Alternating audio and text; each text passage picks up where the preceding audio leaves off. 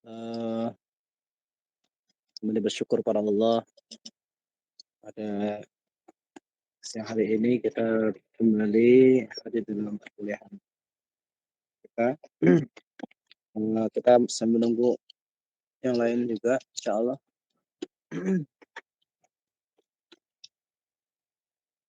Eee, ya kita tunggu dulu yang lain ya, insyaallah.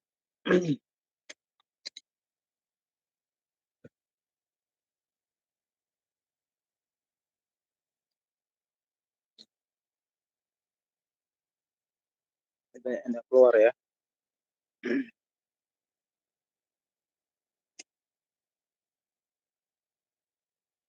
Eee, kita tunggu ikhwah yang gabung nanti, kita akan dengarkan, tilawah. Masyaallah. Ustaz Faisal, bisa untuk baca Al-Quran terlebih dahulu? Nah, Sampai Ustaz, tapi suaranya lagi serak, Ustaz, lagi batuk ini. oh, nggak apa-apa nggak apa-apa. Nggak apa Setengah ya? halaman aja, iya. Ma fi musykilah, insyaallah. Baik. أعوذ بالله من الشيطان الرجيم. بسم الله الرحمن الرحيم. تبارك الذي نزل الفرقان على عبده ليكون للعالمين نذيرا. الذي له ملك السماوات والأرض ولم يتخذ ولدا ولم يكن له شريك في الملك وخلق كل شيء فقدره تقديرا. واتخذوا من دونه آلهة لا يخلقون شيئا وهم يخلقون ولا يملكون لأنفسهم ضرا ولا نفعا ولا يملكون موتا ولا حياة ولا نشورا. وقال الذين كفروا إن هذا إلا إفك افتراه وأعانه عليه قوم آخرون فقد جاءوا ظلما وزورا. وقالوا أساطير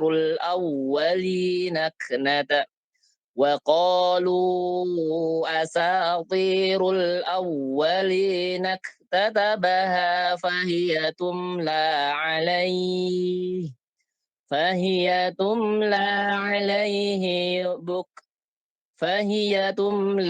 عليه بكرة وأصيلا.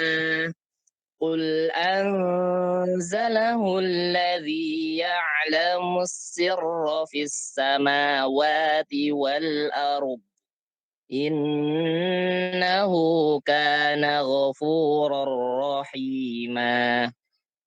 وقالوا ما لهذا الرسول يأكل الطعام ويمشي في الأسواق لولا أنزل إليه ملك فيكون معه نذيرا. أو يلقى إليه كنز أو تكون له جنة يأكل منها. وقال الظالمون إن تتبعون إلا رجلا مسحورا. انظر كيف ضربوا لك الأمثال فضلوا فلا يستطيعون سبيلا. Alhamdulillah. Cukup Ustaz. Barakallahu fiikum. Syukran. Jazakallah khairan atas ilahnya yang Masya Allah luar biasa. Antum imam di mana, Ustaz? Di Karawang, Ustaz. Masya Allah. Alhamdulillah. Barak.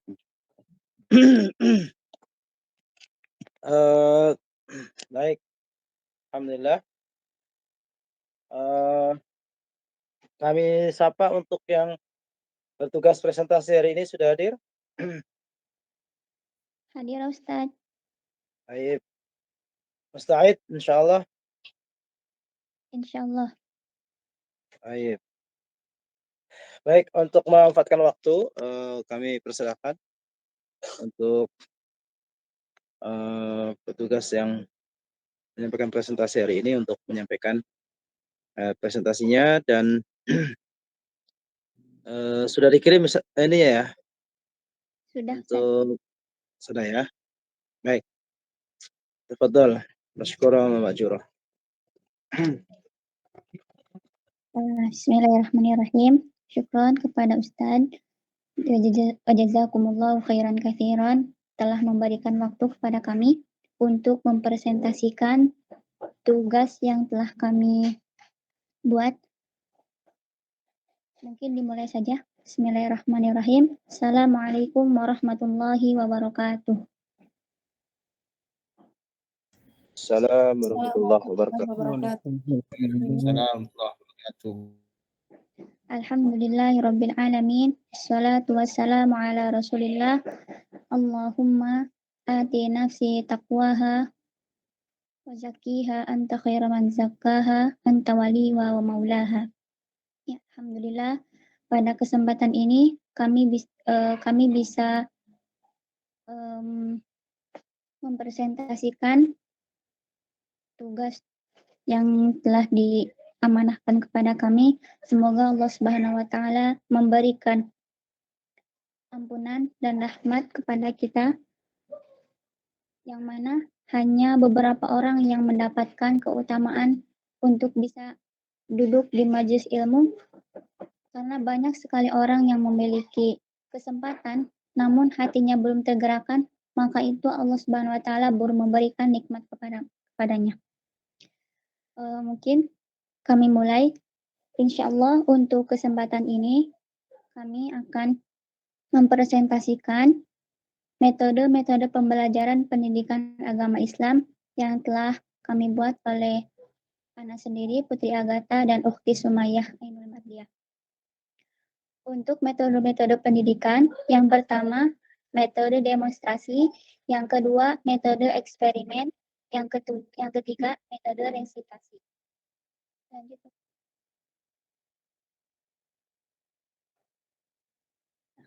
Mungkin untuk metode demonstrasi akan disampaikan oleh saya sendiri.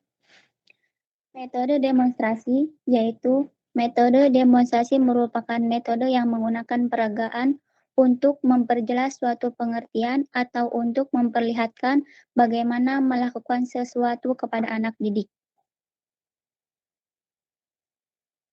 Demonstrasi merupakan metode mengajar yang sangat efektif sebab membantu anak didik untuk mencari jawaban dengan usaha sendiri berdasarkan fakta atau data yang benar.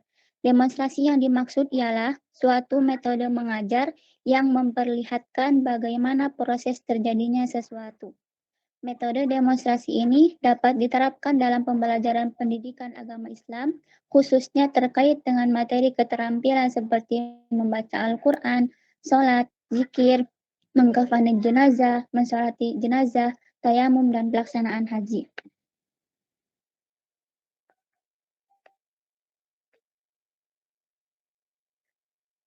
Yang pertama, karakteristik metode demonstrasi. Adapun kelebihan metode demonstrasi, yang pertama, perhatian siswa dapat dipusatkan kepada hal-hal yang dianggap penting oleh guru. Yang kedua, dapat mengurangi beragam kesalahan apabila dibandingkan dengan halnya membaca di dalam buku. Yang ketiga, siswa akan mendapatkan pengalaman-pengalaman jika siswa tersebut ikut andil dalam bereksperimen. Adapun kekurangan metode demonstrasi, yang pertama, demonstrasi merupakan metode yang kurang tepat jika alat yang didemonstrasikan tidak diperhatikan dengan seksama oleh siswa.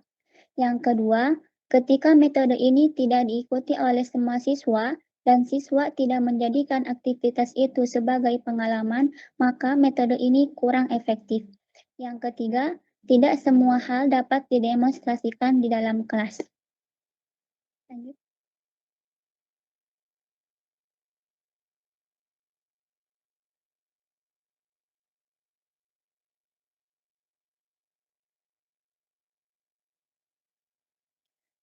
Yang kedua, langkah-langkah metode demonstrasi. Yang pertama, perencanaan, yaitu menentukan tujuan demonstrasi, menetapkan langkah-langkah pokok demonstrasi dan eksperimen. Yang ketiga, menyiapkan alat-alat yang diperlukan. Yang kedua, pelaksanaannya. Yang pertama, mengusahakan agar demonstrasi dan eksperimen dapat diikuti oleh seluruh kelas. Yang kedua, menumbuhkan sikap kritis pada siswa sehingga terjadi tanya jawab dan diskusi tentang masalah yang didemonstrasikan. Yang ketiga, memberikan kesempatan kepada setiap siswa untuk mencoba sehingga siswa merasa yakin tentang suatu proses. Yang keempat, membuat penilaian dari kegiatan siswa dalam eksperimen tersebut. Yang ketiga, tidak lanjut. Setelah semuanya selesai, tahap demi tahap, hendaknya seorang guru memberikan tugas, baik berupa tulisan ataupun lisan, bertujuan untuk agar anak didik diketahui apakah anak didik tersebut sudah paham ataupun tidak. Adapun langkah-langkah metode demonstrasi yang lain, yaitu yang pertama, merumuskan terlebih dahulu tujuan yang jelas dari sudut kecakapan atau kegiatan yang diharapkan agar dicapai atau dilaksanakan oleh siswa itu sendiri. Yang kedua, menetapkan garis besar langkah-langkah demonstrasi yang akan dilaksanakan. Yang ketiga, memperhitungkan waktu yang dibutuhkan. Apakah tersedia waktu untuk memberikan kesempatan siswa mengajukan pertanyaan-pertanyaan dan komentar selama dan sesudah demonstrasi. Bertujuan untuk anak-anak peserta didik, mereka itu mengutarakan pendapatnya, sehingga anak peserta didik itu berpikir kritis, ini bagaimana dan itu seperti apa. Yang keempat, selama demonstrasi berlangsung, hendaknya seorang guru berpikir apakah keterangan-keterangan ini dapat dipahami oleh peserta didik atau apakah alat yang digunakan ini untuk peserta didik atau tidak. Yang kelima, menetapkan rencana untuk menilai kemajuan siswa. Yang dimana ketika itu seorang guru memberikan tugas yang dimana tugas tersebut bertujuan supaya terlihat apakah peserta didik tersebut mengerti dan paham terhadap pelajaran yang menggunakan metode demonstrasi tersebut. Contohnya, ketika seorang guru memberikan materi berupa bacaan sholat, praktek sholat, ataupun yang lainnya, ketika guru menggunakan metode demonstrasi, maka peserta didik akan lebih paham sebagaimana halnya ketika seorang guru memberikan materi berupa praktek sholat. Misalkan ketika seorang anak disuruh untuk membaca saja dengan melewati modul bukunya, maka bakal banyak pertanyaan-pertanyaan yang akan ditimbulkan oleh anak-anak, seperti takbiratul ihram. Bagaimana pelaksanaan takbiratul ihram? Apakah di bawah telinga, di atas, ataupun sejajar? Tetapi ketika seorang guru menggunakan metode demonstrasi, bagaimana praktek pelaksanaan sholat wajib, maka peserta didik akan lebih memahaminya. Bagaimana itu gerakan takbiratul ihram, tasyahud awal, tasyahud akhir, i'tidal, ruku, apakah ruku harus tangannya terletak di pinggang, di lutut, ataupun lain sebagainya. Ketika seorang guru menggunakan metode demonstrasi, maka akan lebih mudah untuk memahaminya. Kemudian, contohnya, ketika anak-anak di usia PAUD. Di usia PAUD.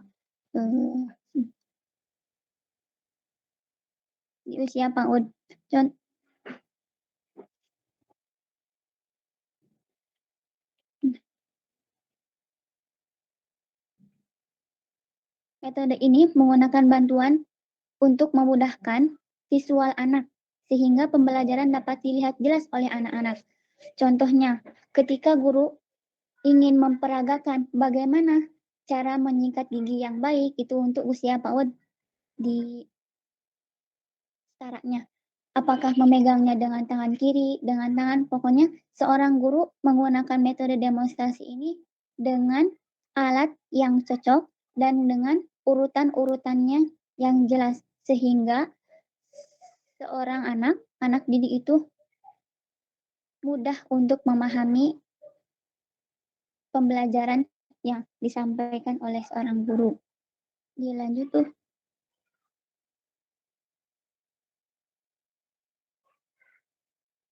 Ukti semuanya. Lanjut.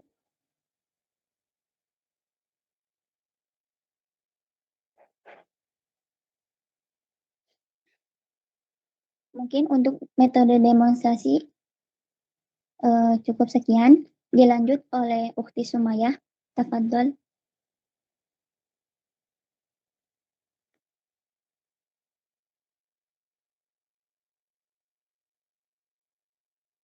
Ukti Sumayah. Mau juga? Ya. Taib, jazakumullah khairan kepada Ukti Putri yang sudah mempersilahkan Ana untuk mempresentasikan materi selanjutnya. Ya, untuk materi kedua yaitu metode eksperimen. Metode eksperimen merupakan metode pembelajaran di mana guru dan anak didik bersama-sama mengerjakan sesuatu sebagai latihan praktis dari apa yang telah dipelajari. Menurut Jerma, metode eksperimen merupakan cara penyajian pelajaran di mana anak didik melakukan percobaan dengan mengalami sendiri sesuatu yang dipelajari. Yang kemudian bagian A, karakteristik dari metode eksperimen. Metode eksperimen adalah metode yang memungkinkan guru dapat mengembangkan fisik, mental, serta emosional pada peserta didik. Dengan begitu, para peserta didik mendapatkan kesempatan untuk melatih keterampilan berupa proses agar memperoleh hasil belajar yang maksimal dan pengalaman yang dialami secara langsung yang dapat tertanam di dalam ingatannya. Dan siswa diharapkan dapat diperkenalkan pada suatu cara atau kondisi pembelajaran yang dapat menumbuhkan rasa percaya diri dan juga perilaku yang inovatif dan kreatif. Kemudian, kelebihan dari metode eksperimen. Yang ke-1, dapat menjadikan anak didik lebih percaya atas kebenaran atau kesimpulan berdasarkan percobaannya sendiri dibandingkan hanya menerima dari penyampaian guru ataupun membaca dari banyaknya buku. Kemudian yang kedua, dapat terdorong dalam mengadakan studi eksplorasi tentang ilmu dan teknologi. Kemudian yang ketiga, dapat terbinanya manusia yang dapat membawa terobosan-terobosan baru dengan penemuan dari hasil percobaan yang kemudian diharapkan dapat bermanfaat bagi kesejahteraan hidup manusia. Kemudian yang keempat, menuntut anak didik untuk melatih ketelitian, keuletan, dan ketabahan. Kemudian, kekurangan dari metode eksperimen ada dan juga solusinya. Berikut juga dengan solusinya. Ya. Yang pertama, tidak semua sekolah memiliki kecukupan dalam media pembelajaran untuk menunjang pelaksanaan eksperimen. Akibatnya, tidak setiap anak didik berkesempatan mengadakan eksperimen. Adapun dalam hal ini,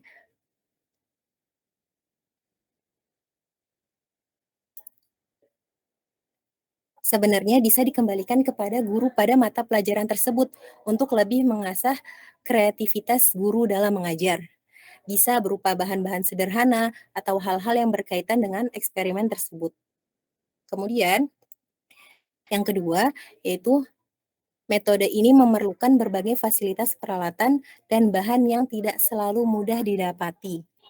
Ya, dalam permasalahan seperti ini, hendaknya guru yang telah memberikan suatu eksperimen perlu untuk membantu atau mengarahkan siswa dalam memperoleh bahan-bahan tersebut. Kemudian yang ketiga, jika eksperimen memerlukan jangka waktu yang lama, sehingga anak didik harus menunda untuk melanjutkan pembelajaran. Pada dasarnya, hal tersebut masih bisa diatasi dengan membahas secara materi terkait eksperimen yang sedang dilakukan, atau bisa dengan melanjutkan pembahasan pada materi selanjutnya. Kemudian yang keempat, setiap hasil dari eksperimen tidak selalu memberikan hasil yang diharapkan. Sebagaimana seorang pengajar, hendaknya kita bisa semaksimal mungkin dalam menyampaikan sejelas-jelasnya dengan langkah-langkah yang dianggap baik untuk mencapai hasil eksperimen yang maksimal. Terkecuali memang ada kemungkinan dari faktor-faktor tertentu yang berada di luar dari jangkauan kemampuan atau pengendalian. Baik, selanjutnya landasan dari segi Al-Quran dan As-Sunnah. Mungkin banyak di antara kita semua yang tidak menyadari bahwasanya metode eksperimen itu ada beberapa contoh di dalam Al-Quran dan As-Sunnah. Ya, seperti kisah Nabi Ibrahim yang terdapat di dalam Quran surat Al-Baqarah ayat 260. Kemudian ada juga Al-Quran juga mengisyaratkan keharusan pembuktian dengan dalil dan bukti dalam klaim rasional yang dibuat manusia yang terdapat di dalam Quran surat An-Naml ayat 64. Kemudian dari segi sunnah, dari Imran Al-Husain radhiyallahu an berkata, Rasulullah Shallallahu alaihi wasallam melarang kami dari berobat menggunakan kai. Kai itu merupakan sudut besi yang dipanaskan, kemudian disentuhkan kepada bagian yang berpenyakit. Lalu kami mencoba untuk melanggarnya. Maksudnya mencoba untuk melanggarnya itu tetap mencoba berobat dengan kai tersebut. Sedang kami tidak beruntung dan tidak berhasil sama sekali. Ya, tidak sembuh. Dari Mustad Ahmad. Kemudian dari Sunan At-Tirmizi di dalam bab Al-Bir wa As-Hilah, bukanlah orang yang berakal, lagi cerdik dan pandai, dan bukanlah orang yang bijaksana, yang tidak melakukan percobaan. Baik, kemudian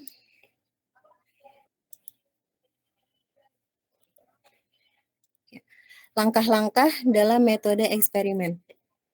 Yang pertama, setiap siswa harus mengadakan percobaan. Kemudian, yang kedua, kondisi, alat, dan mutu bahan percobaan yang digunakan harus tepat dan layak digunakan, agar eksperimen tidak gagal dan siswa menemukan bukti yang meyakinkan lagi hasilnya tidak membahayakan. Kemudian yang ketiga, pengalokasian waktu yang cukup agar siswa teliti dan konsentrasi dalam mengamati proses percobaan, sehingga dapat menemukan pembuktian kebenaran dari teori yang dipelajarinya itu. Kemudian yang keempat, guru perlu memperhitungkan dalam pemilihan objek eksperimen agar siswa dapat konsentrasi dalam mengamati proses percobaan karena sama halnya sedang dalam tahap belajar dan berlatih.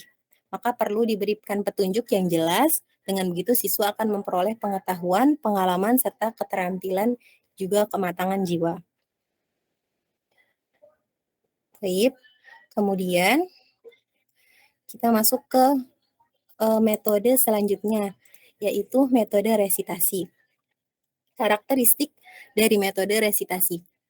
Dari derajat, metode resitasi merupakan metode pembelajaran yang menekankan pada pemberian tugas oleh guru kepada anak didik untuk menyelesaikan sebuah kecakapan, keterampilan tertentu. Selanjutnya, hasil penyelesaian tugas tersebut dipertanggungjawabkan oleh guru.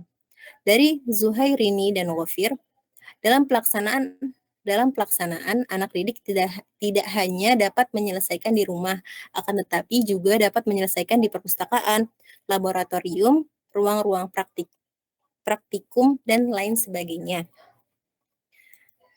Kemudian, kelebihan dari metode resitasi yang pertama adalah mengembangkan kemandirian siswa di luar pengawasan guru. Yang kedua, siswa terdorong dalam mengadakan studi eksplorasi. Kemudian yang ketiga, siswa lebih percaya atas kebenaran atau kesimpulan berdasarkan percobaannya sendiri. Kemudian yang keempat, bermanfaat bagi kesejahteraan hidup manusia. Kemudian, kekurangan dari metode resitasi. Itu sulitnya mengontrol siswa ketika sedang melakukan penelitian di luar jangkauan guru. Ya. Apakah benar siswa tersebut mengerjakan tugas atau orang lain yang mengerjakannya? Namun hal ini masih bisa diatasi oleh seorang pendidik dengan cara memberikan pencerahan atas sebab dan akibat ketika tugas tersebut dikerjakan dengan sendiri dan sungguh-sungguh, ataupun sebaliknya jika tidak mengerjakannya atau bahkan orang lain yang mengerjakannya.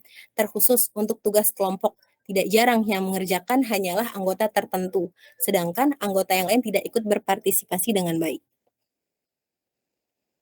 Baik, kemudian 7 tips modifikasi metode resitasi agar efektif diterapkan pada kegiatan belajar mengajar.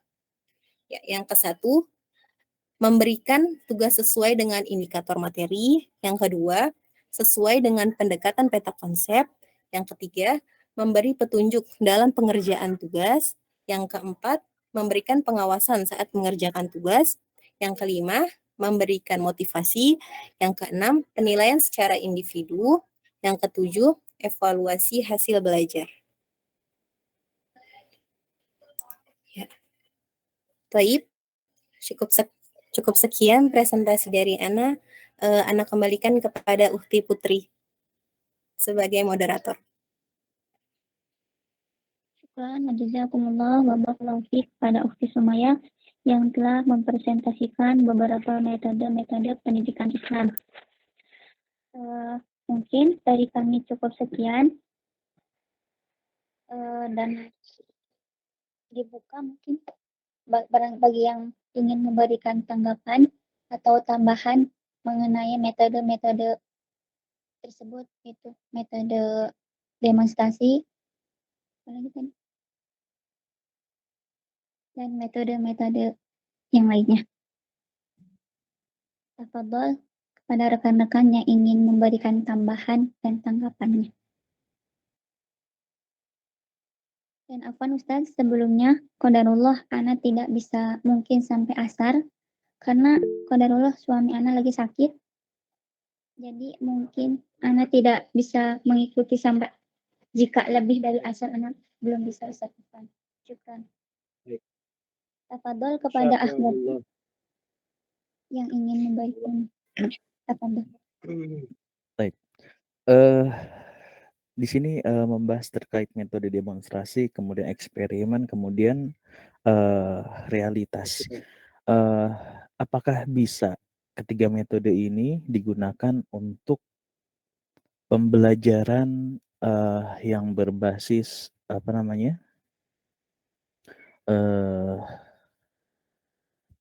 afektif seperti akidah, kemudian iman, kemudian akhlak?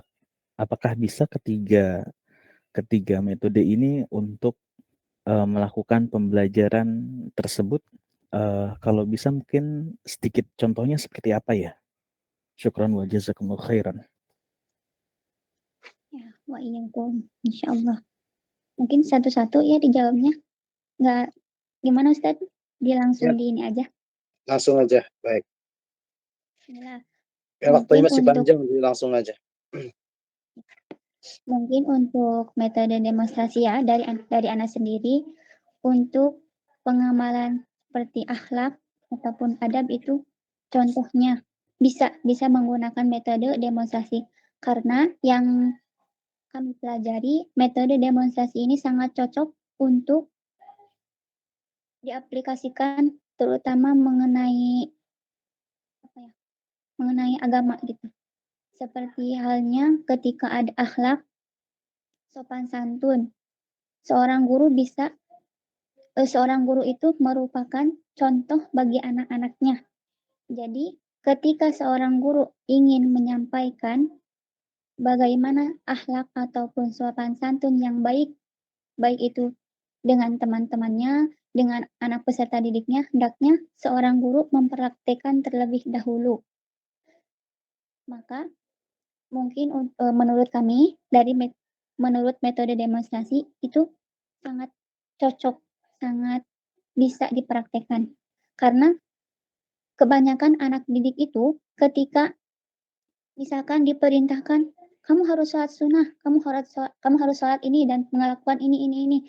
Mereka itu tidak akan melaksanakannya sebelum anak-anak tersebut melihat apakah seorang guru yang memerintahkannya itu melaksanakan atau tidak. Karena Rasulullah Shallallahu Alaihi Wasallam ketika mendapatkan wahyu, beliau tidak akan terlebih dahulu menyampaikan kepada para sahabat sebelum beliau melaksanakannya.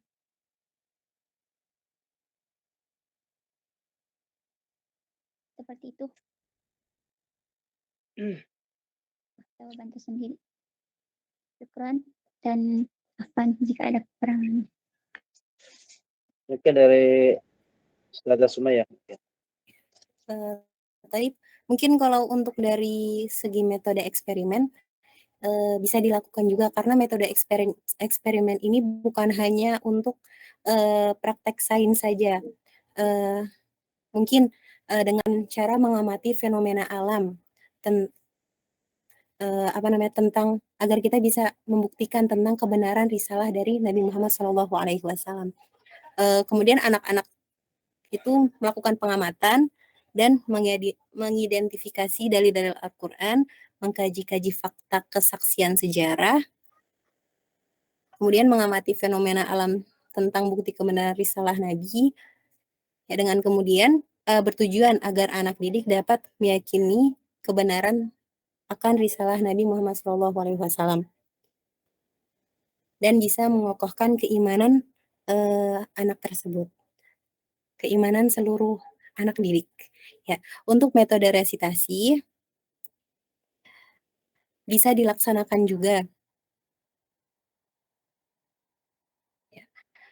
Contohnya dari seorang guru yang mengaplikasikan metode resitasi ini dengan cara memberikan tugas motorik dengan menugaskan anak didik untuk menuliskan surat-surat Al-Quran yang disertakan dengan tafsir, asbabun nuzul, asbabul wurud. Untuk dilaksanakan, dijadikan tugas untuk dicari, mungkin dicari di perpustakaan, dari kejadian sejarah-sejarah, dan selainnya. Ya, mungkin cukup sekian dari Ana. Mohon maaf, mungkin ada rekan-rekan yang bisa menambahkan atau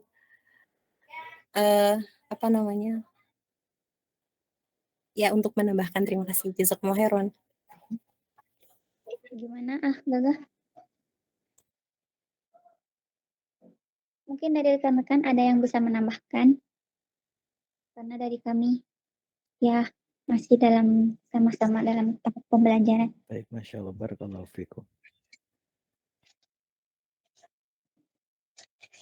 Ada lagi yang ingin memberikan tanggapannya atau pertanyaan?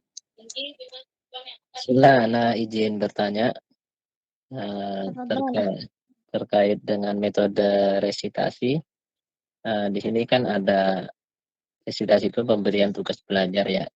Nah, bagaimana peran seorang guru ketika mendapati ada salah satu muridnya itu yang kalau diberi tugas belajar itu suka tidak mengerjakan, bahkan mungkin tidak sekali dua kali, bisa berkali-kali. Nah, bagaimana peran seorang guru dalam menghadapi anak yang seperti ini? Mungkin itu aja. Barakallahu fiik. Syukran, barakallahu fiik. Mungkin dari Ukhti Sumayah ada jawabannya, insyaallah. Jika dari anak ada tambahan, insyaallah. Baik, syukron atas pertanyaannya. Kalau untuk terkait peserta didik yang mungkin ada beberapa yang tidak mengerjakan tugas. Ya mungkin bisa kita panggil secara personal dan kita tanyakan dulu apa kendalanya gitu. Kenapa kok bisa nggak mengerjakan tugas tersebut? Karena kan sudah diberikan tenggang waktu, gitu, diberikan pencerahan. Kemudian jika di lain waktu dia tidak mengerjakan lagi, mungkin bisa diberikan sebuah konsekuensi. Jadi ketika dipanggil pertama itu sudah disampaikan. Ya, jika di lain waktu tidak mengerjakan lagi, maka Ustazah akan memberikan konsekuensi ini. Ya.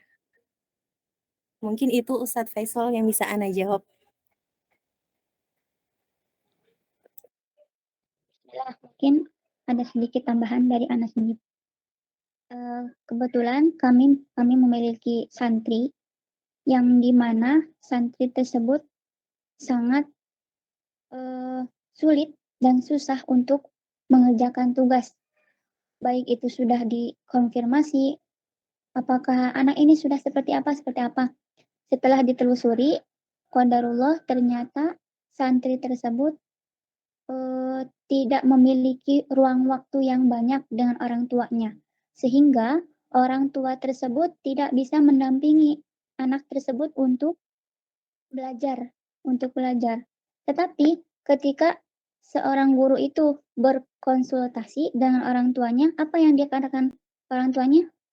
Santri ini baik, suka belajar kok, ustazah, ataupun yang lainnya. Nah, ternyata dalam pembelajaran itu sangat banyak sekali kaitannya ataupun sangat penting kaitan seorang orang tua dengan anak tersebut. Karena dalam pendidikan itu bukan hanya seorang guru yang yang harus menjadikan anak tersebut pintar, mampu membaca Al-Quran, mampu sholat, dan lainnya. Karena justru patokannya dalam pendidikan itu orang tua. Karena terlihat ya, baik itu mau udah dipanggil, karena ini keadaannya santri tersebut sudah dipanggil, sudah dan lain sebagainya. Dan ketika terakhir dipanggil orang tuanya, banyak sekali alasannya. Karena mungkin untuk tanggapan seorang guru, maka dilihat, kita gali lagi, kita ketahui lagi apakah anak tersebut atau santri tersebut sudah baikkah dengan orang tuanya ataupun dalam pendidikannya, karena seorang anak itu sangat sekali membutuhkan pendidikan dari seorang orang tua itu yang akan menjadi yang menjadi contoh pertama ketika di rumah. Karena itu. Jadi alangkah baiknya setelah dipanggil, misalkan ketika dipanggil masih tetap tidak ngaruh, maka kita lihat dulu orang tuanya di rumah apakah banyak sekali gitu punya ruang waktu untuk belajar bersama anaknya, membersamai anaknya ataupun tidak. Karena mungkin yang kami ambil dari hikmah santri tersebut ya seperti itu. Hubungan yang paling penting dalam pendidikan seorang anak itu adalah orang tua. Karena kan bukan guru pertama itu bukan ustazah atau ustadznya, karena guru pertama bagi seorang anak itu adalah seorang ibu. Mungkin itu dari kami. Gimana Faisal? Cukup, jazakallah khairan. Oh iya. Mungkin satu lagi atau ataupun masih banyak, atau ada tambahan dari rekan-rekan, tafadhol, terbuka sekali. Ini sangat.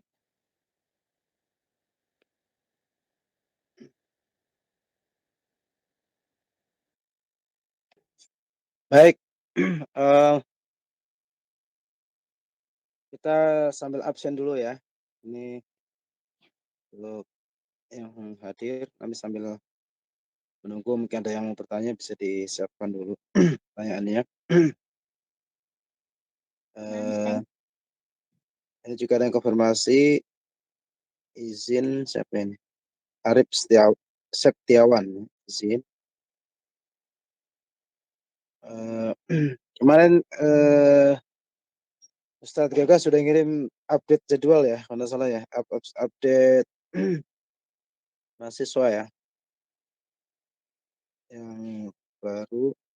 Berapa saya bacakan yang di buku ini?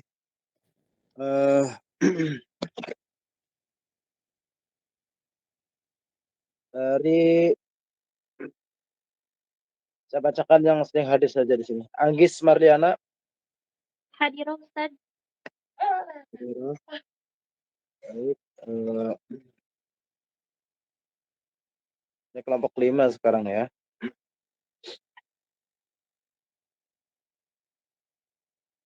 Kemudian Arif Setiawan izin ya. Otami Fajrin.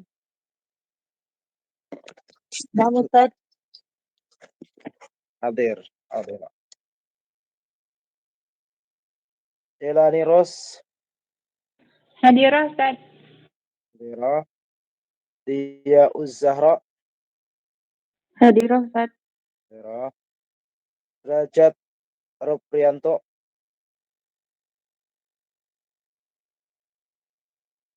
Belum ada suara ini. Derajat. Berikutnya Febri Hilmi. Hadir Ustaz. Hadir, Masya Allah. Berikutnya Gagah. Hadir. Hadir Ustaz. Baik. Wadahu Jeffrey Irsan. Hadir Ustaz. Hadir.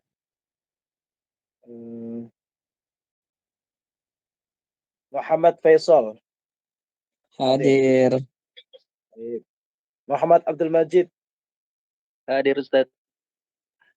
Baik.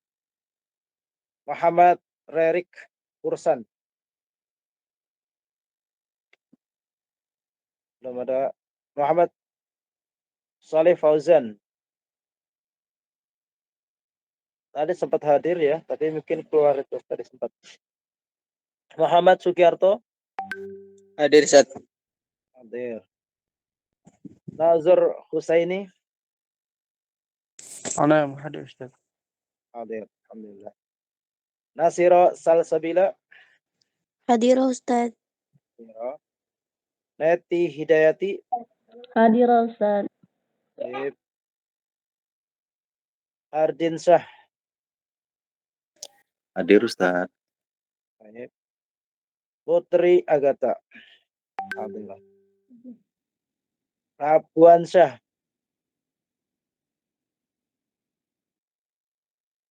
Belum ada suara. Ratmaningsih. Hadir Ustaz. Pekan kemarin tidak hadir ya? Ya, afwan Ustaz, ada acara keluarga, mohon maaf. Afwan, izin. Oke. Berikutnya Rizwan Iskandar. Hadir Ustaz. Hadir. Sahara Muhammad Sapukal. Hadir Ustaz.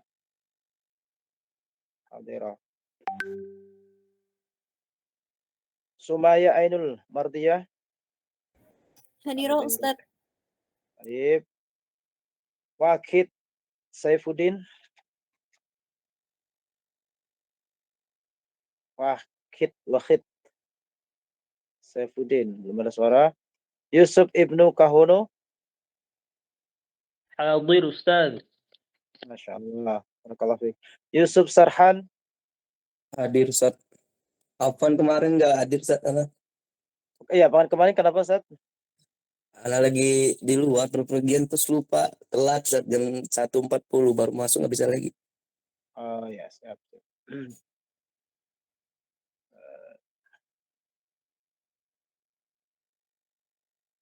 Sabar ya. Baik. Khairunisa. Baik. Ada yang belum dipanggil?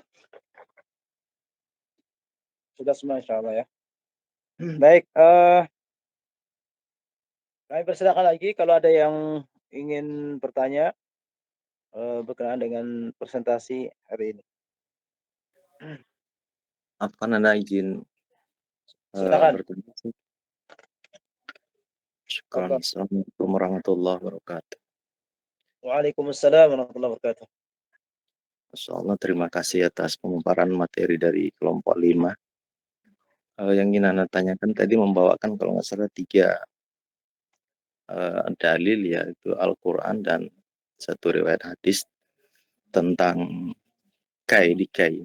Ketiga dalil itu apakah ditujukan sebagai landasan metode, 3 metode yang sedang dipaparkan, atau memberikan hanya sekedar memberikan contoh dari ayat dan hadis? Mungkin itu dulu yang pertama Anda tanyakan. Syukran. Silakan. Mungkin bisa dijawab oleh Taib Ustadz, itu berupa contoh dari Al-Quran dan As-Sunnah dari yang Ana baca. Nah, contoh berarti ya, bukan untuk pendalilan atas ketiga metode tersebut ya. Karena kalau dia pendalilan, maka terutama yang poin ketiga tentang ya itu kan tentang nasihat dan peringatan, maksudnya ke metode cara mengajar Rasul Shallallahu Alaihi Wasallam dalam metode memberikan nasihat dan peringatan, yang mana tentang tersebut ada riwayat-riwayat yang lain yang menyebutkan para sahabat ada yang melakukan termasuk di sana juga Anas bin Malik radhiyallahu an ketika mengkai bisulnya, dan Nabi juga memerintahkan seorang sahabat untuk dikai, dan itu ada dalam periwayatan hadis. Ada 4 penjelasan, cuma Anda tidak mengarah ke sana karena memang bukan untuk pendalilan. Jadi sebelum Anda 2 kali keluar masuk ini sinyal, mungkin tadi sempat mendengar pertanyaan kalau nggak salah dari ketua kelas tadi ya, Mas Gagah ya. Ya, betul. Tentang adakah bisakah diterapkan ketiga metode tersebut dalam hal syariat, akidah atau yang semisalnya, itu mungkin bisa diulang pertanyaannya mungkin supaya lebih jelas kepada pemakalah, Puan. Iya, betul. Jadi tentang 3 metode ini apakah bisa diterapkan berkenaan dengan akidah, keimanan, terus berkenaan dengan hal-hal yang sifatnya keyakinan. Jadi tidak berkaitan dengan kegiatan fisik ya, gitu. Nah, Ustaz, kalau yang dari anak ketahui dari metode atau cara mengajar Nabi Shallallahu Alaihi Wasallam, mungkin di poin pertama tentang demonstrasi, sebenarnya ini metode yang paling banyak, yang paling sering dilakukan oleh Nabi Shallallahu Alaihi Wasallam dalam hal keteladanan dan akhlak mulia yang beliau praktekkan secara langsung di hadapan para sahabat yang saat itu sebagai murid oleh Nabi Shallallahu Alaihi Wasallam. Sebagai contoh seperti ketika mengajarkan sholat ya, tata cara sholat, beliau bisa dikatakan melakukan demonstrasi karena berpindahnya dari mimbar turun, kemudian ke bawah mimbar, kemudian naik kembali dalam gerakan sholat seperti ruku dan sujudnya waktu itu. Itu termasuk hal demonstrasi yang diperagakan oleh Rasul Shallallahu Alaihi Wasallam. Terus ketika menekankan sesuatu terkait hukum, ya Rasul SAW metodenya juga teladan atau demonstrasi. Mungkin kita bisa masukkan ke dalam metode demonstrasi yang poin pertama di pemakalah ini bawakan. Ketika Rasul SAW ingin mempertegas tentang suatu hukum, haram atau halalnya suatu perkara.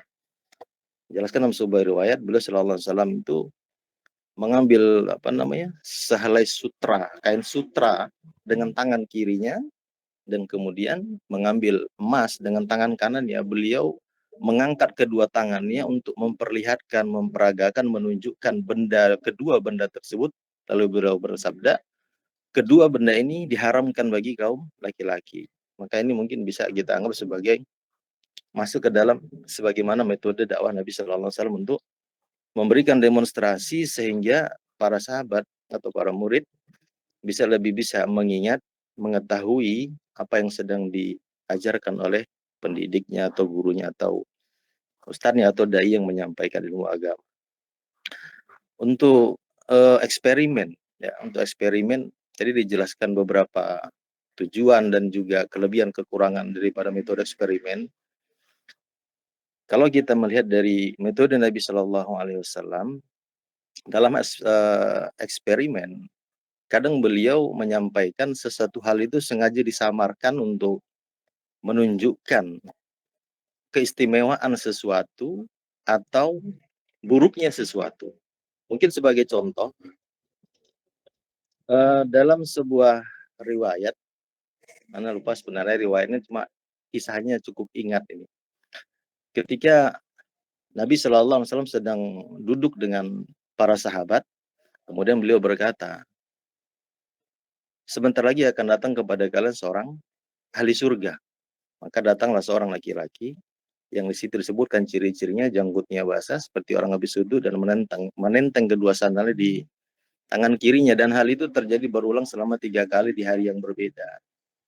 Maka para sahabat saat itu diantaranya adalah Anda lupa namanya, atau Rahman bin Al-As kalau tidak salah, penasaran. Jadi dari metode yang samar ini menimbulkan rasa penasaran para sahabat ingin mengetahui amal istimewa apa yang dilakukan oleh lelaki tersebut, ya, lelaki dari bangsa Ansor tersebut yang tidak disebutkan namanya, sehingga ingin mengetahui dan ingin dicontoh untuk diamalkan.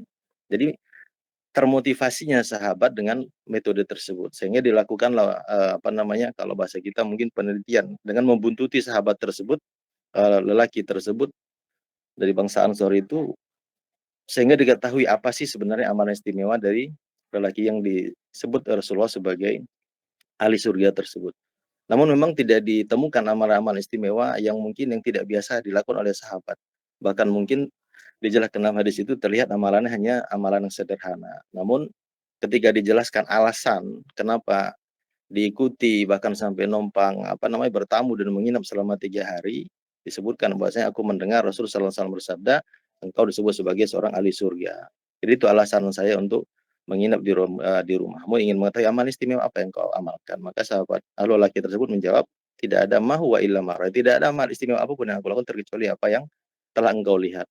Namun di dalam hatiku, kata laki tersebut, tidak ada kedengkian, la asudu ahadan, ya, tidak ada kedengkian terhadap seseorang pun, illa khasan. Jadi kecuali dari apa yang kau lihat, tidak ada keinginan untuk berbuat dosa sedikit pun, tidak ada keinginan untuk memiliki terhadap apa-apa yang dimiliki oleh orang lain. Dia merasa cukup dengan apa yang Allah Ta'ala berikan kepadanya.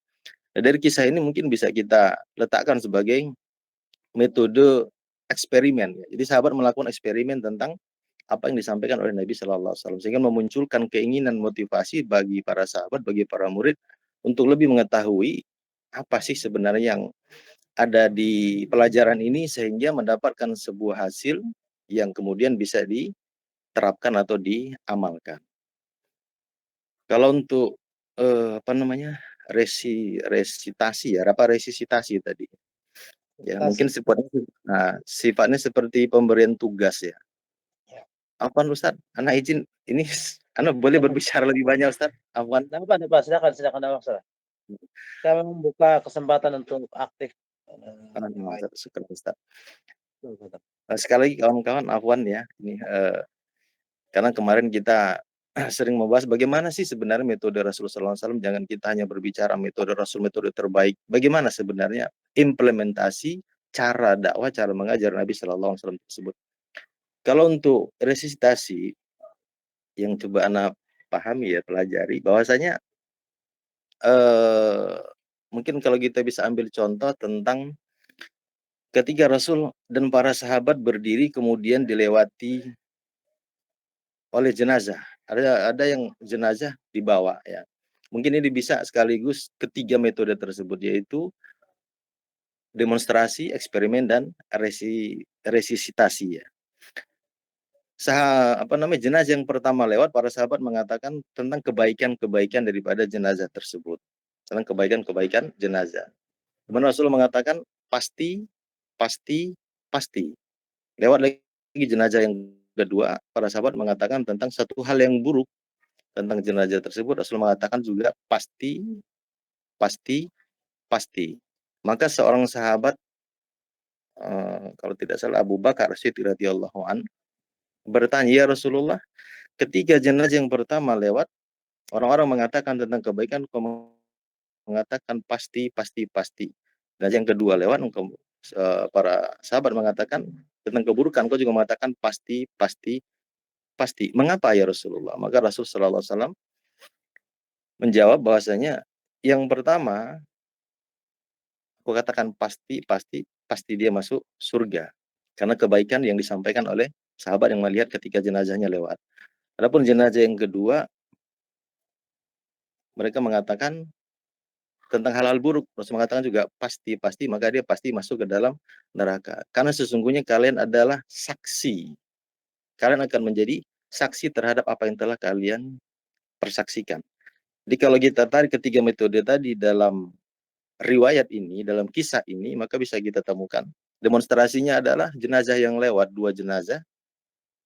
Kemudian eksperimennya ucapan para sahabat dan ucapan pasti-pasti dari Rasulullah SAW. Kemudian rincian dari sesuatu yang global, yang umum, yang ingin disampaikan oleh Nabi SAW, bahwasanya ketika jenazah ada orang yang meninggal, kita hadir, kalau kita mengatakan hal yang baik, bahwasanya itu akan diaminkan oleh malaikat. Kalau hal buruk juga akan diaminkan oleh malaikat. Maka dari riwayat yang lain dijelaskan, kalau kalian mendatangi suatu jenazah, maka ucapkanlah perkataan yang baik. Fa'aminu malaikat, karena sesungguhnya ada malaikat yang akan mengaminkan. Jadi kalau kita ambil metode ini, ya metode cara mengajar Rasulullah SAW yang sifatnya global, dibiarkan secara global, namun kemudian di akhirnya diberikan rinciannya. Wallahu a'lam bishawab. Mungkin itu yang bisa saya berikan gambaran dari pertanyaan untuk menjawab pertanyaan Mas Gaga. Jazakallahu khair atas waktunya. Afwan, mohon maaf rekan-rekan. Baik, syukran. Jazakumullahu khairan. Barakallahu fiik. Transitasi ini juga termasuk misalnya berkenaan dengan menanyakan tugas dan menanyakan beberapa kondisi sahabat ya. Misalnya Nabi pernah bertanya, bagaimana keimananmu pada hari ini? Bagaimana kondisi keimananmu pada hari ini? Ada sahabat mengatakan, hari ini keimanan saya alhamdulillah kuat, begitu, luar biasa lah. Insyaallah saya yakin iman saya kuat. Maka Rasul mengatakan, apa buktinya bahwa kamu memiliki iman yang kuat? Jadi ingin membuktikan dan ingin memastikan nih pertanyaan itu.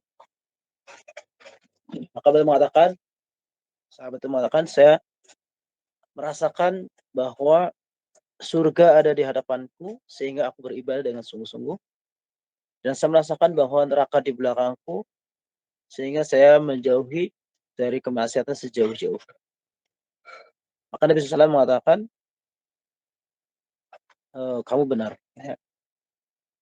Benar apa yang kamu ucapkan, bahwa itu menunjukkan bahwa keimanan kamu adalah keimanan yang sejati, keimanan yang kuat. Ini menunjukkan bahwa Nabi SAW sering juga menanyakan kondisi para sahabat, kemudian mengevaluasi para sahabat. Seperti ketika selesai sholat, kadang beliau menanyakan, nih, mana si fulan? Kok tidak kelihatan? Karena ketika selesai sholat, beliau menghadap ke jamaah, menghadap ke para sahabat. Dan Nabi melihat, memperhatikan mana yang biasa hadir dan mana yang tidak. Seperti misalnya kisah sahabat yang tidak hadir, misalnya Sa'labah atau siapa begitu. Ya, walaupun ini kisah berkenaan dengan hadis-hadis yang berkenaan dengan Sa'labah ini, oleh para ulama ada berapa riwayat yang mengatakan itu dhaif ya, tentang kedurhakaan daripada Sa'labah ya. Dan karena beliau sudah masuk dalam sahabat yang bertempur di perang Badar, dan Nabi SAW mengabarkan kepada mereka bahwa siapa yang sudah pernah ikut perang Badar maka if'alu ma syi'tum ya. Kalian akan berbuat apapun maka tidak membahayakan gitu. Jadi kabar gembira dari Nabi SAW.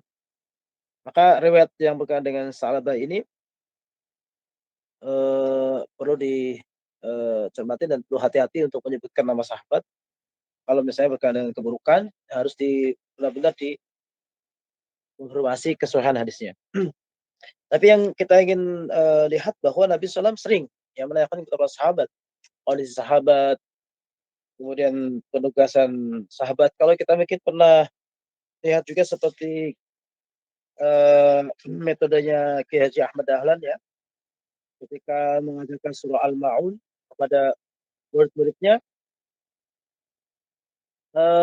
ketika murid-muridnya belum melaksanakan apa yang harus diamalkan dari surah Al-Ma'un itu, maka tidak berpindah.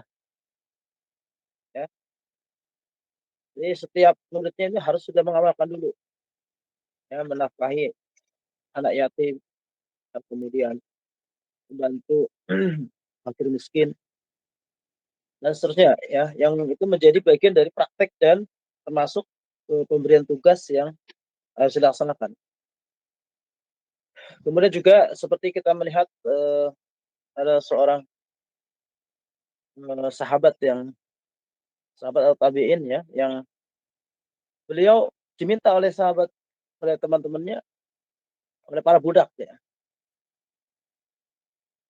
ceramahkan tentang pentingnya membebaskan budak. Karena saya melihat ceramah Anda itu selalu mempunyai pengaruh besar bagi jemaah ya. Ini nama sahabatnya, kalau ada yang nama sahabat atau nama tabi'in yang tahu, silakan bisa disampaikan. Kemudian beliau nunda 1 pekan, 2 pekan, 3 pekan, ditanya kenapa belum menyampaikan, sampai kemudian pekan yang ke-4 baru boleh menyampaikan. Karena kita tanya kenapa belum menyampaikan? Karena saya harus ngumpulin uang dulu untuk membeli budak terlebih dahulu. Saya merdekakan budak, baru saya saya menceramahkan tentang keutamaan memerdekakan budak. Jadi seorang ustadz, seorang guru, pengajar juga memang memberikan contoh yang real bahwa keutamaan yang memberikan budak itu dia sudah amalkan juga ya, tentang bagaimana rasanya dan beratnya ketika sudah membeli budak kemudian diperdekakan lagi ya. Sehingga kita menceramahkan akan lebih menjiwai. Baik, selanjutnya mungkin kalau ada yang mau bertanya lagi, kami persilakan. Waktu kita masih 30 menit. Silakan.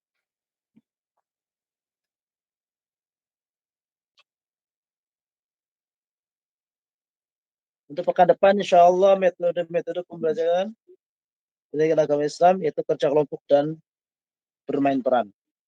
Ya. Apa Ustaz? Fadhal. Untuk meralat ya nama tadi tentang kisah sahabat yang mengikuti amalan daripada seorang lelaki dari bangsa Ansor, ya namanya adalah Abdullah bin Amru, bukan Abdullah bin Al-As ya, Abdullah bin Amru radhiyallahu anhu. Terus yang bertanya kepada Nabi SAW tentang kenapa beliau mengatakan pasti 3 kali terhadap 2 jenazah, itu yang bertanya adalah sahabat Umar bin Khattab radhiyallahu anhu. Allahu a'lam. Ini itu ralatnya Ustaz. Masya Allah. Syukran. Barakallah. Fadhal, kalau ada yang mau bertanya lagi.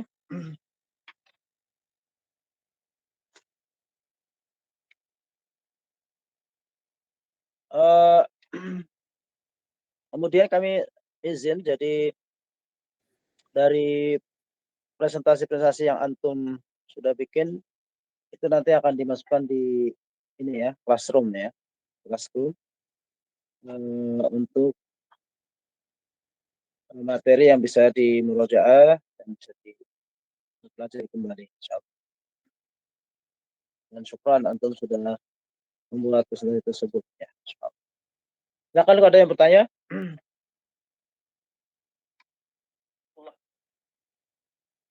Fadhal.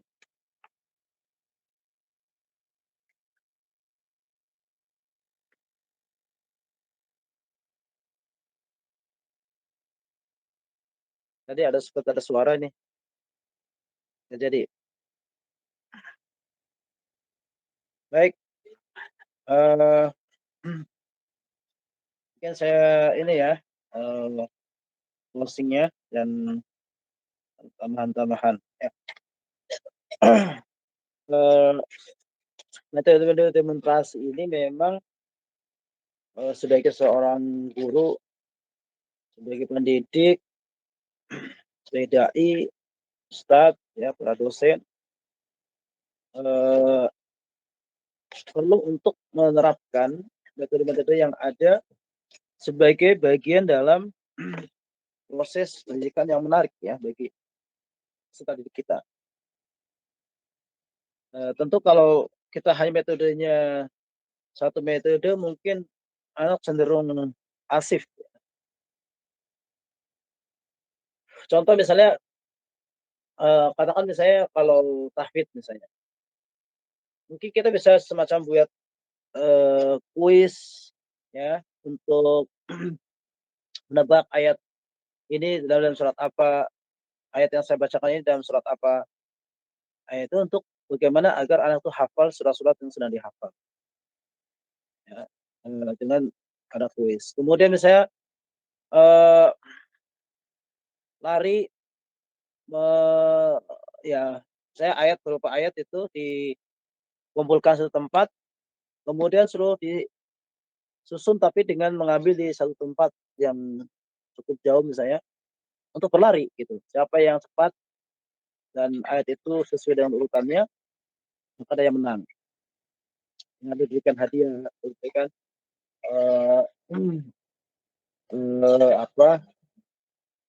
ucapan-ucapan yang menggembirakan ya, gitu ya. Nggak mesti harus dengan hadiah berupa uang atau benda, tapi ucapan selamat, adanya apresiasi, doa ya, itu juga adalah suatu hal yang sangat berharga bagi anak ya. Maka bisa kita coba begitu. Ingat dengan metode-metode yang memang kita gabungkan dari metode yang ada, ya, disinilah nanti insya Allah akan menjadi aktif ya di dalam pembelajaran dan menjauhkan dari kejenuhan ya.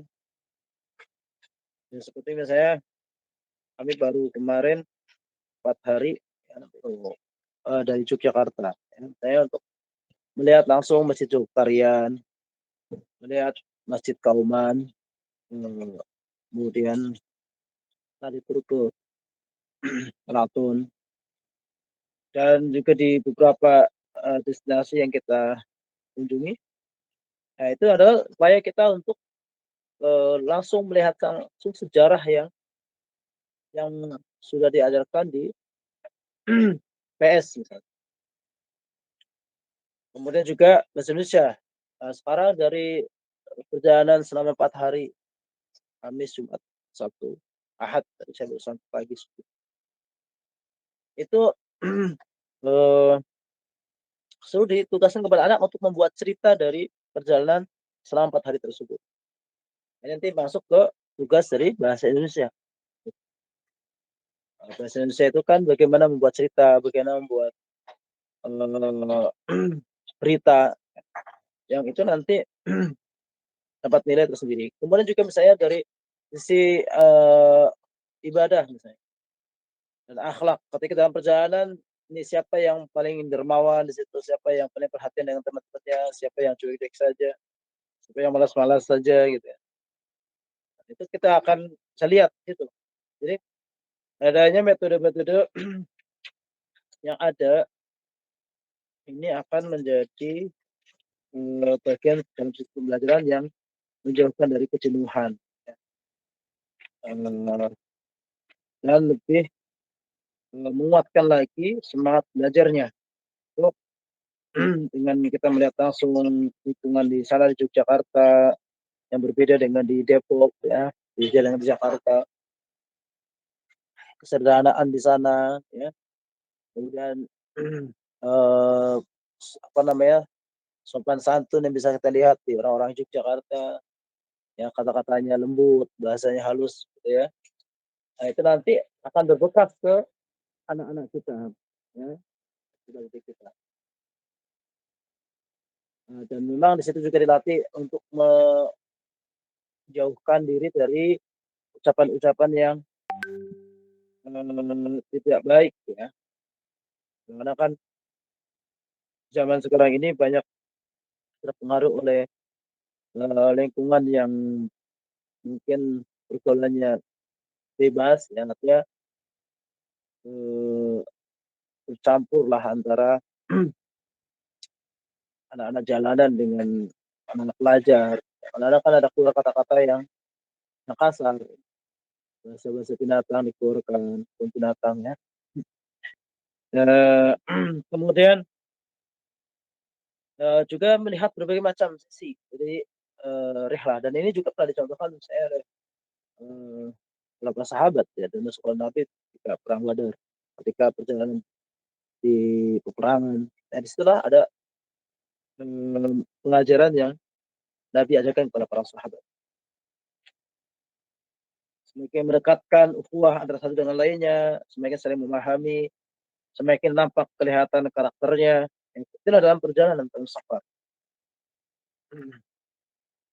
Baik, jadi intinya kita berupaya untuk menggabungkan beberapa metode ini, yang tentu ini menjadi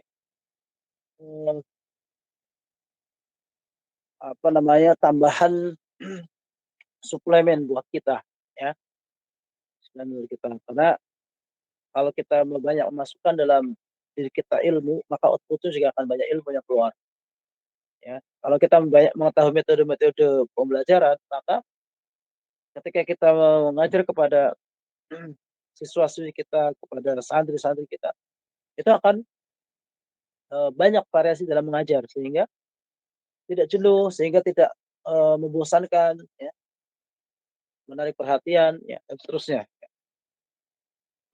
Dan di sini masih beberapa metode yang akan kita pelajari, ya, di pertemuan berikutnya, bab 7 nanti. Dan mudah-mudahan ini ya kita menjadi satu suplemen yang akan menguatkan pemahaman kita di dalam metode pengajaran, ya, baik yang tentu kita ingin contoh dari Rasulullah SAW dan para sahabat, para tabi'in, dan juga ya pengajaran-pengajaran yang disampaikan oleh para ahli pendidikan. Ya. Kemudian dari metode yang ada ini, tentu hal yang paling penting adalah kita berupaya untuk ya sebentar ya, yang katakan Ustaz, adalah selalu berupaya untuk mempraktekkan di lapangan, ya. Ya mungkin di sini ada contoh sebagai mungkin kepala sekolah atau satu yayasan, barangkali tidak mempraktikkan langsung mengajar di lapangan. Nah, itu juga kadang pengetahuan kita dengan ilmu ini tidak berkembang, ya. Tapi ketika kita langsung praktek di lapangan mengajar, ya, di samping sebagai ketua yayasan atau sebagai kepala sekolah atau guru yang lain, maka dengan kita mengajar itu akan berkembang, insyaallah. Baik, selanjutnya kami persilakan. Ini ada yang angkat tangan nih. Silakan. Abdullah. Pak namanya Martin Syah. Silakan. Nah, syukur atas waktunya Silakan. untuk mengefektifkan waktu pembelajaran, mungkin menambahkan, mungkin Ustaz bila diizinkan. Silakan. Ya, di antara metode Rasulullah SAW dalam mengajar seperti melimpahkan jawaban ya kepada para sahabat untuk melatihnya. Ya mungkin kalau kita terapkan dalam pendidikan atau kita di kelas pada murid-murid, tentu kita sesuaikan dengan audien, dengan muridnya, sesuai dengan standarnya mereka atau kelas atau usia-usianya mereka. Karena metode ini bisa menjadi sarana untuk melatih. Di antaranya dalam sebuah hadis ya yang diriwayatkan oleh Bukhari Muslim, juga Abu Daud, Tirmizi dan Ibnu Majah, bersumber dari Ibnu Abbas radhiyallahu anhu. Bahwasanya suatu saat Abu Hurairah berkisah, ada seorang laki-laki mendatangi Rasulullah sallallahu alaihi wasallam sepulang dari perang Uhud. Lalu bertanya, tadi malam aku bermimpi melihat awan yang meneteskan mentega dan madu. Orang-orang berusaha mengambilnya dengan tangan mereka. Sebagian dari mereka mendapat banyak, sebagian lain mendapat sedikit. Aku juga melihat tali yang menjulur dari langit ke bumi. Bahkan aku juga melihatmu ya Rasulullah. Kau memegang tali itu untuk naik ke langit. Diikuti oleh orang setelahmu dan seterusnya. Kemudian seseorang lainnya mengambilnya, namun tali itu terputus. Hingga dia menyambungnya dan dia pun naik. Selanjutnya Abu Bakar radhiyallahu anhu tiba-tiba menyahut, demi ayah dan ibuku sebagai tebusanmu ya Rasulullah, izinkan aku menafsirkan mimpi tersebut. Maka Rasulullah sallallahu alaihi wasallam menjawab, ya tafsirkanlah, jawab beliau. Yang dimaksud dengan awan adalah naungan agama Islam, sedangkan mentega dan madu yang menetes itu adalah Al-Quran. Di dalamnya terdapat rasa manis dan kelembutan. Adapun yang dimaksud dengan sebagian dari mereka mendapat banyak dan sebagian mendapat sedikit, itu adalah banyak dan sedikitnya pahala mereka dalam mengamalkan Al-Quran itu sendiri. Sementara makna tali yang menjulur dari langit ke bumi adalah kebenaran yang ada padamu. Kau pegang teguh kebenaran itu sehingga Allah pun meninggikanmu. Demikian pula orang-orang yang datang setelahmu dan seterusnya. Namun ada pula orang yang ditinggikan dengan derajatnya setelah terlebih dahulu mengalami hambatan karena terputusnya tali kebenaran itu. Hingga ia pun harus menyambungnya kembali. Demi ayahku sebagai jaminanmu ya Rasulullah, beritahu aku ya Rasul, benarkah tafsirku atau salah? Sebagian engkau benar, kata Rasulullah, sebagian lain engkau salah, tegas Rasulullah SAW. Kemudian di akhir hadisnya, Rasulullah mengatakan, janganlah engkau bersumpah, hai Abu Bakar, sahut Rasulullah SAW. Ini di antara metode cara mengajar Rasulullah SAW, yaitu mengizinkan murid atau sahabatnya untuk memberikan jawaban terhadap sebuah pertanyaan. Ada juga metode yang lain untuk menguji kapasitas keilmuan seseorang untuk memberikan sebuah apresiasi dengan pujian jika jawaban itu benar.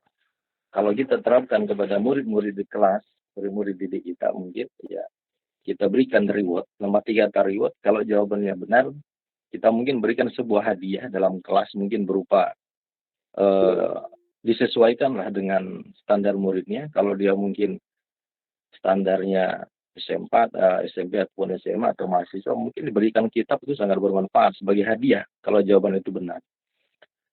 Rasulullah SAW menguji kapasitas keilmuan sebagian sahabatnya dengan cara menanyakan suatu ilmu kepada mereka, yang mana dilakukan untuk mengetahui sejauh mana kecerdasan dan pengetahuan mereka. Jika jawaban mereka benar, Rasul akan memberikan pujian dan mengapresiasi mereka. Biasanya apresiasi dari Rasul itu dilakukan dengan menepuk dada mereka sebagai tanda bahwa mereka berhak mendapatkan rasa cinta dan penghormatan dari beliau atas jawaban yang baik. Kalau kita terapkan di kelas, mungkin bisa kepada murid-murid, kita bertanya kepada murid, kemudian murid menjawab, kita dekatin murid sambil kita pegang mungkin pundaknya, kita sampaikan terima kasih atas jawabannya dengan memberikan penghormatan juga kepada murid. Itu akan lebih membangkitkan semangat sang murid untuk lebih serius, lebih sungguh-sungguh dalam menyimak pelajaran, lebih tekun dalam menyelesaikan bila ada tugas yang diberikan, itu sangat memberikan sebuah motivasi yang luar biasa. Yang mana ini dikisahkan dalam riwayat Muslim dari sahabat Ubay bin Ka'ab.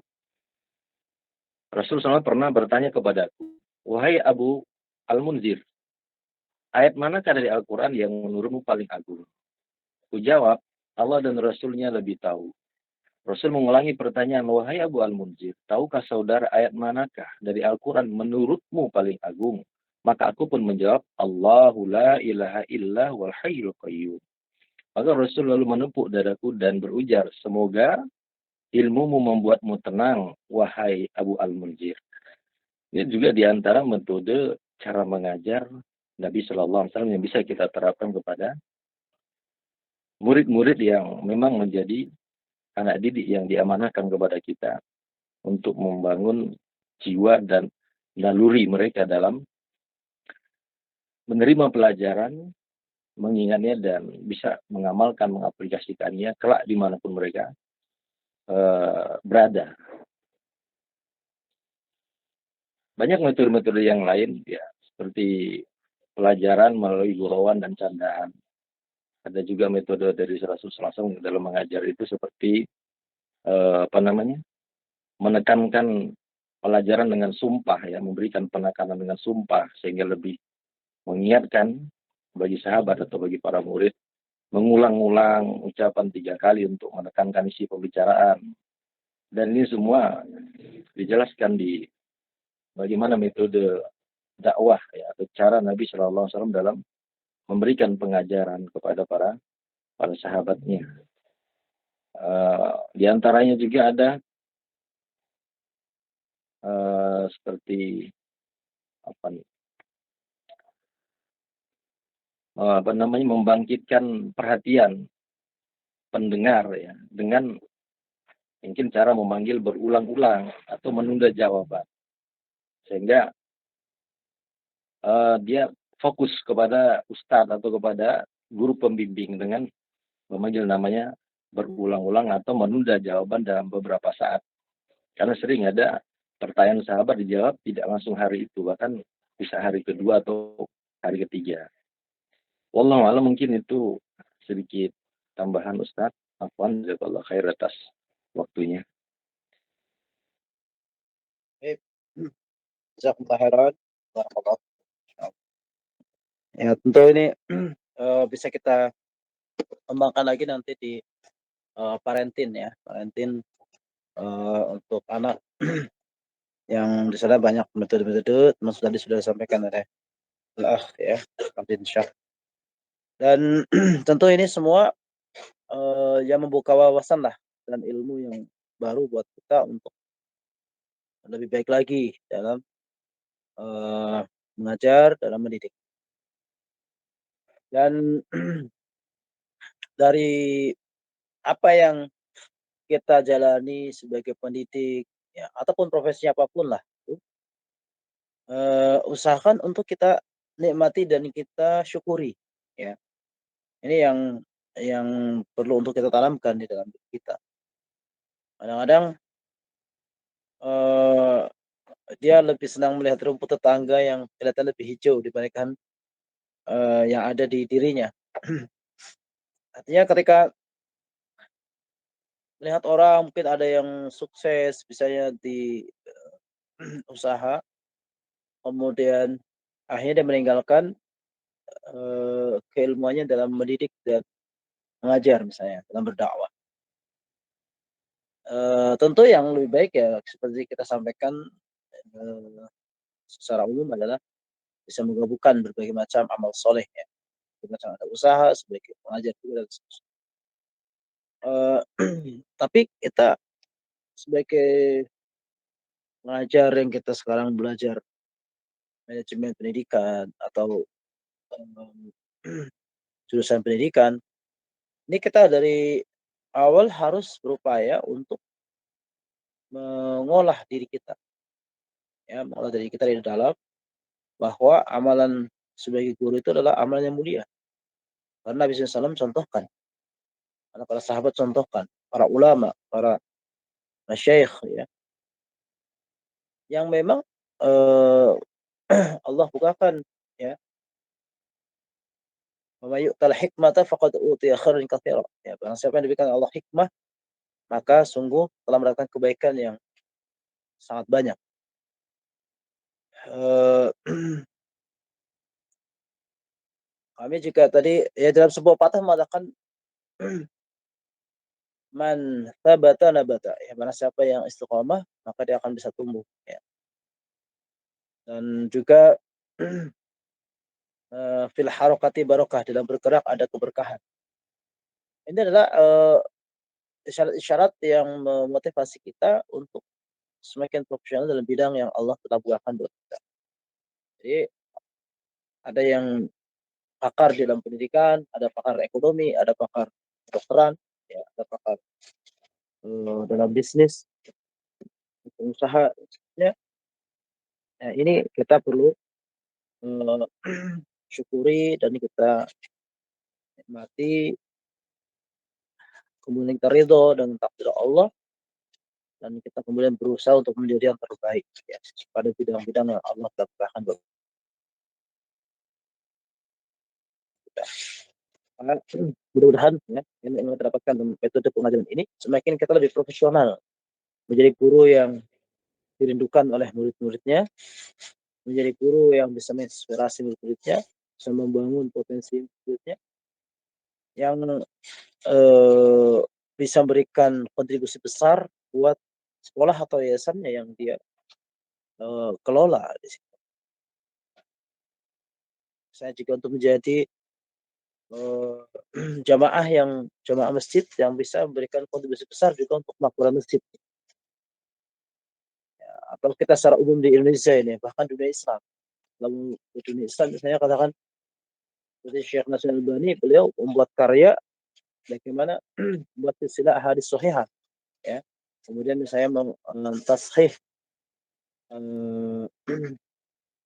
Sunan Nasai, mencari memisahkan mana yang dhaif dari Sunan Nasai dan sahih dari Sunan Nasai misalnya. Itu kan karya untuk dunia Islam yang itu menjadi sesuatu yang sangat bermanfaat bagi umat. Ya, walaupun mungkin ya tetap ya namanya seorang ahli hadis itu kan ijtihad ya. Ada yang benar, ada yang salah, ya itu ijtihadnya. Makanya ada beberapa tahrij dari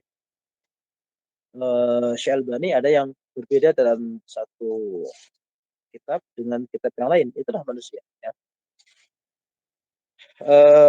Baik, jadi kita syukuri, kita terus kembangkan ya peluang besar ini sebagai pendidik, apalagi di hadapan kita tantangan yang begitu besar ya. Tantangan dakwah ya, masyarakat yang banyak yang sudah jauh dari nilai-nilai Islam, dari agama Islam. Untuk kita di sini ada peran besar yang ditunggu oleh umat ya, bahwa kita menjadi seorang yang muslih ya. Muslihun, orang-orang yang memperbaiki umat ya. Dan itulah yang akan insyaallah dengan izin Allah akan dijauhkan dari kehancuran suatu negeri. Wa kunna mu'adzibina wa anta fihim wa hum mustaghfirun ya. Kami tidak akan azab suatu kaum kalau engkau masih ada wahai Rasulullah, dan ketika mereka masih banyak istighfar dan ampun kepada Allah. Yang jadi masalah kan sekarang orang berdosa aja dalam dosa tapi dia tidak merasa bersalah, sehingga dia tidak mohon ampun kepada Allah, tidak mau istighfar, bahkan akhirnya malah membanggakan, menganggap hebat kalau dia bermaksiat. Ini yang tentu menjadi sebab tidak diampuni dosa-dosanya. Karena sesungguhnya dosa-dosa itu kalau orang itu mohon ampun kepada Allah dengan taubat nasuha, maka dikabulkan, akan diampuni dosa-dosanya, akan dikabulkan doa-doanya. Tapi Allah tidak akan kabulkan dan diampuni pada orang-orang yang mujahirin, orang-orang yang sengaja bangga dan bahkan menyebarkan aibnya sendiri. Menyebarkan aibnya sendiri dari kelakuan maksiatannya yang justru malah jadi dicontoh oleh orang lain. Apalagi kalau misalnya dia sebagai guru, sebagai tokoh agama, ya, kalau kemudian terjatuh dalam dosa dan itu disebarkan, itu nanti akan menjadi alasan bagi orang awam, wah itu aja, ustadz itu aja begini. Kita kan ikut aja. Jadi tentu ini adalah hal yang tentu menjadi tugas kita bersama. Wallahu ta'ala, kita cukupkan. Ya, mudah-mudahan apa yang kita bahas sekalian. Syukran kepada Mufti Sumaya dan juga yang telah menyampaikan, ya, banyak yang tadi beliau izin juga karena suami sedang sakit, ya, Putri Agatha, ya, dan mudah-mudahan ini menjadi amal jariah dari ilmu yang beliau sampaikan. Kita akhiri subhanakallah hamdika asyhadu an la ilaha illa anta astaghfiruka wa atubu ilaik. Wa akhiru da'wana alhamdulillah rabbil alamin. Sallallahu alaihi Muhammadin wa ala alihi wa sahbihi wasallam. Assalamualaikum warahmatullahi wabarakatuh. Waalaikumsalam Waalaikumsalam warahmatullahi wabarakatuh. Jazakumullah khairan katsiran. Jazakallah khair Ustaz. Syukran kepada semuanya atas keafaannya.